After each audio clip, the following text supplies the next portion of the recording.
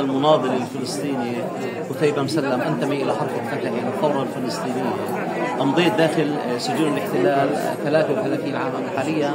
بكمل دراسة الدكتوراه في جامعة النجاح الوطنية. أتشرف بأن أكون على ساحة جامعة القدس المفتوحة، جامعة منظمة التحرير، جامعة الشهيد خالد ياسر عرفات، حيث كان هناك عندنا ندوة تتحدث عن أدب الأسرى الفلسطينيين داخل سجون الاحتلال.